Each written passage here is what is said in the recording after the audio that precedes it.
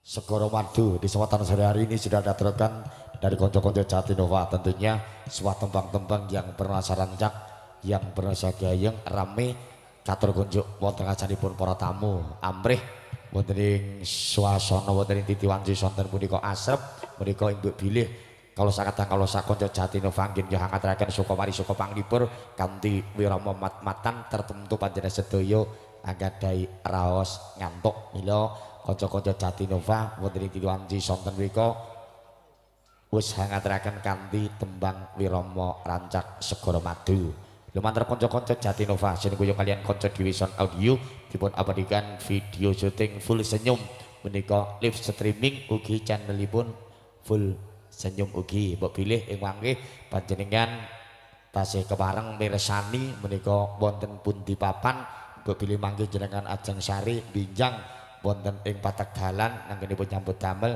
saged mirsani konco-konco Jatinova kanthi channelipun full senyum. Konco-konco Jatinova tasih kepareng marak sowan wonten Gerayu Yuni Raka.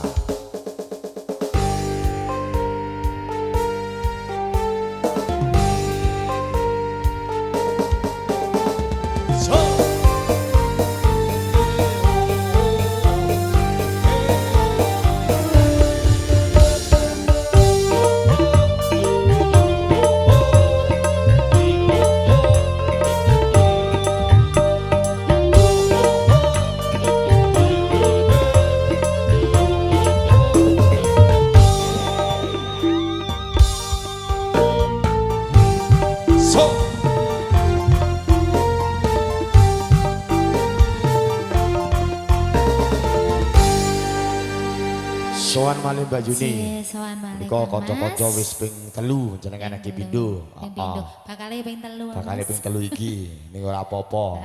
Nyambut gawe kuwi tetep disyukuri. Pindho ping 3 ping 4 tekan ping 5 kuwi ateges Gusti Allah sing ngenehi rejeki luwih akeh. Amin. Panglipur diaturke. Nggih. Wirama rancak derek jenengan. Ya, duit ya, Mas. Duit Ayang-ayang. ayang-ayang. Heeh. Ayang-ayang. Ayang-ayang pinten? Alah Mas, tak jujuli pira-pira manut. Aku ora nggo susuk. Sebab tembang ayang-ayang monggo kanca-kanca Jatinova.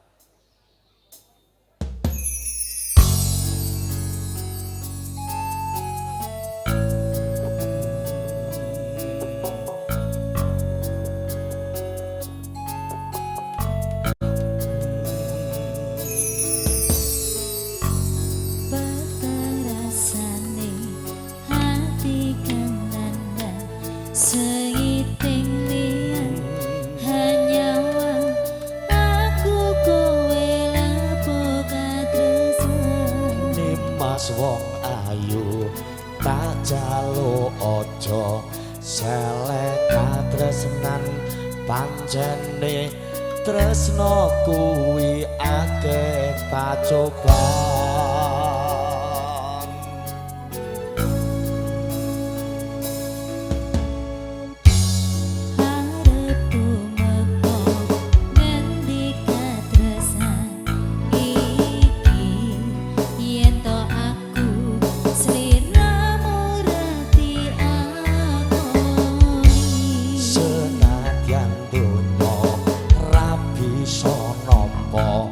bakal tak jog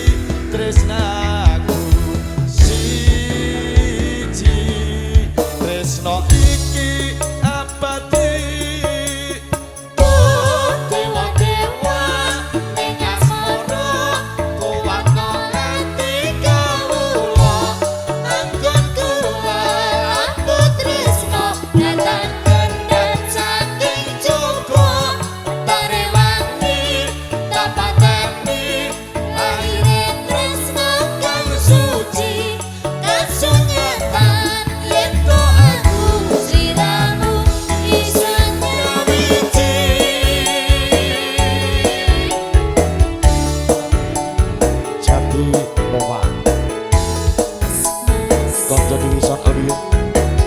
Ada Pak Detopo pun senyum untuk punya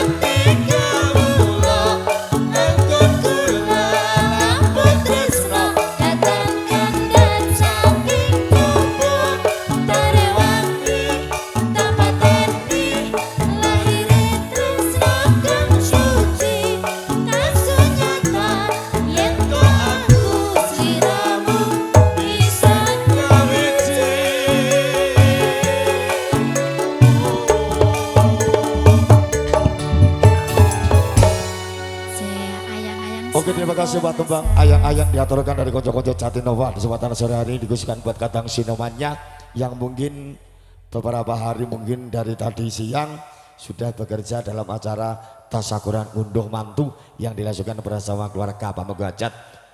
Tentunya keluarga Pak Mengguajat juga mengucapkan banyak-banyak terima kasih khususnya buat Kadang Sinomannya yang sudah memberi dukungan dan juga memberi dalam acara sore yang berbahagia ini bisa berjalan lancar berkat kerjasamanya dari warga masyarakat setempat dan juga didukung dari Kadang Sinomannya. Semua tembang-tembang dari Jatinova didukung dengan konser di Wisan Audio, diabadikan dengan video syutingnya full senyum.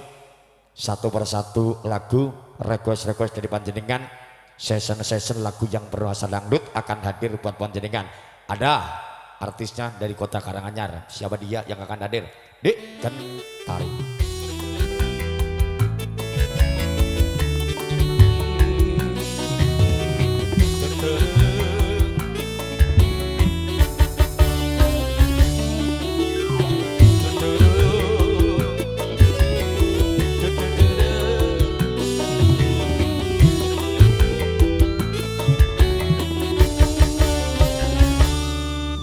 Apa, Dik? Iya. Arep bali, Dik, untung. Nah, Balik ini apa balik kana? Oh balik ini. gosek bali kono ki ngendi tadi? Balik kana ya ning gone Nderekke. ning anyar. Nggonku Mas tadi Oh alah, alhamdulillah. Saiki kok bocahe pas soryane tambah sempringat. Ya. Ya mari ngene.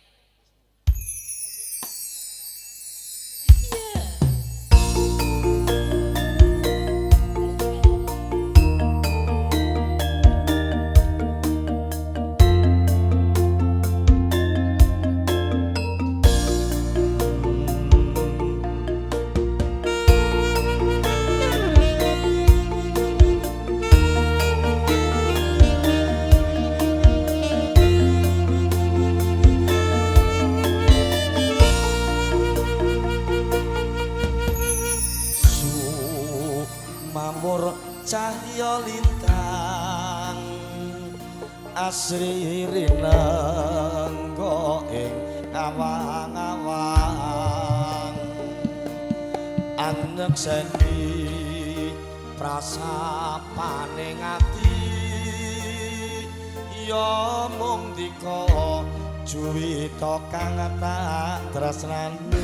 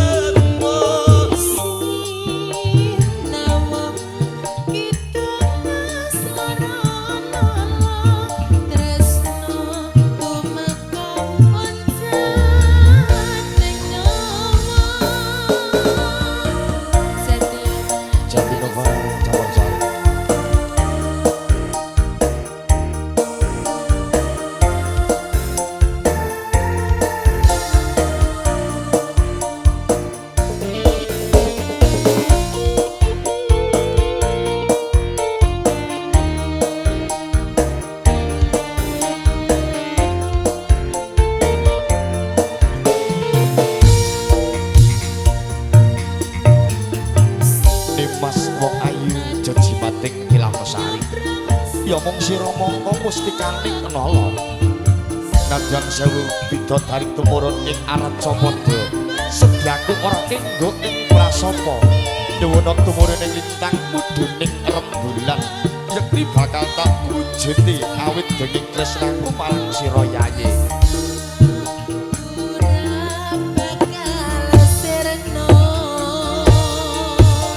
Sa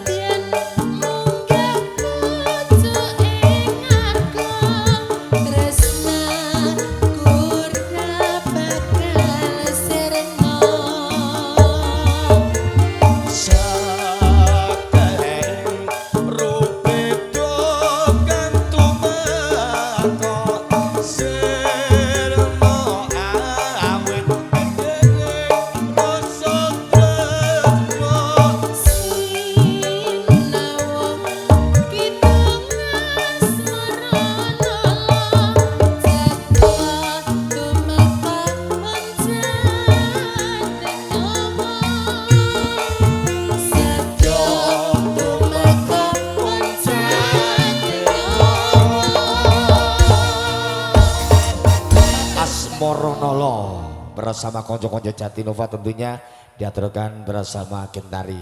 Mungkin Dik Dina nyanyi di lagunya apa manut jenengan yo ora apa yo dikonconi dikonconi Mbak Gentari lagunya apa Pujaning Sih yo bersama Dik Dina tentu duet bersama Isnu yo Dik Gentari Dik Dina.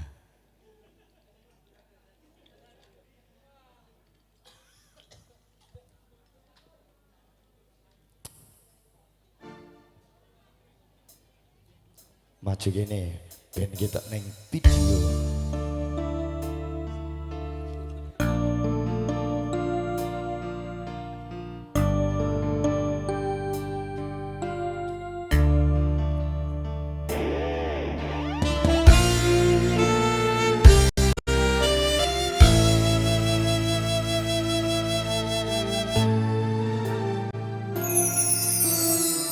Rawakan mipakku netro terus sandu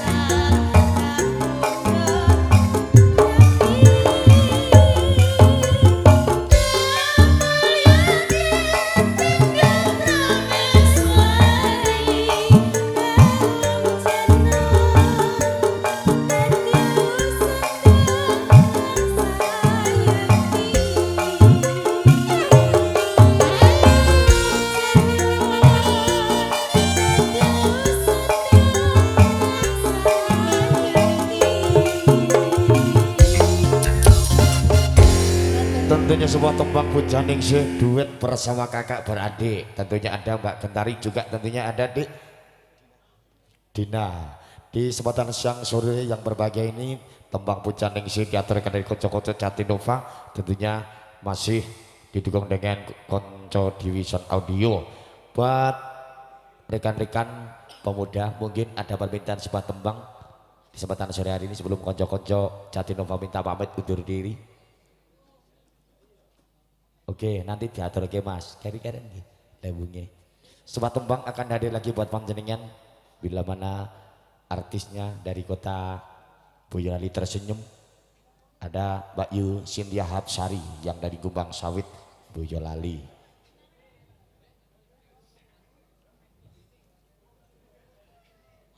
Sebelum konco-konco minta pamit undur diri nyuwun pamit, mungkin yang mangke tembang akan diaturkan.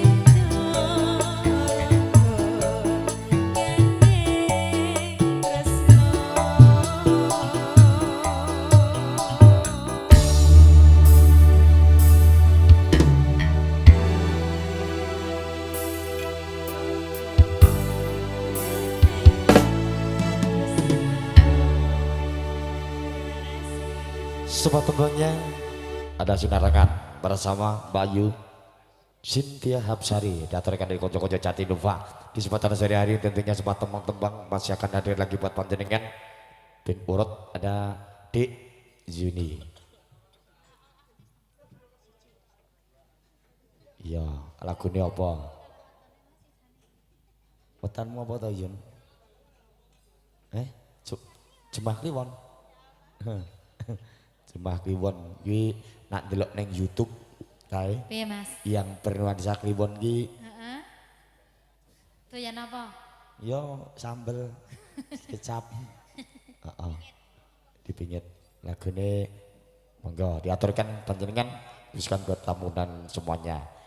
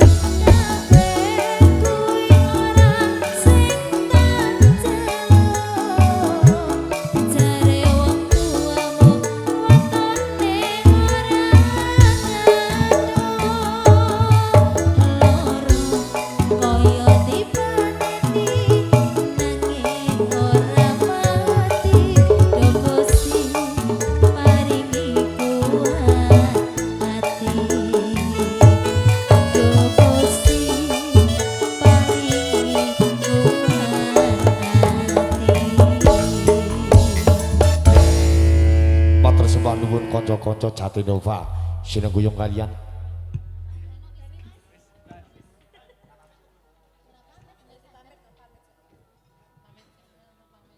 mbok bilih kanca-kanca Jatinova saha kanca dhewe saha full senyum anggenipun ngaturaken suka parisuka panglipur boten kata lumben tertentu kathah kalepatanipun nyuwun pangapunten kunjuk dhateng warga Pamangkugati kula sadaya kala sak kanca pareng badhe nyuwun pamit mugi binjang lumatining adicara pinaringan kelancaran para madya ngantos timugining wusana amin Allahumma amin.